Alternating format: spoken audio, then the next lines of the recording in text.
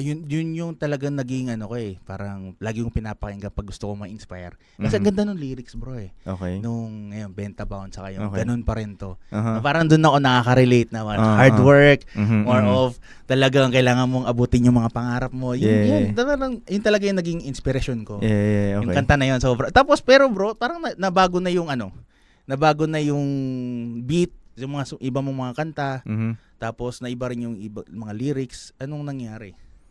Ewan ko kung naiba ba yung lyrics.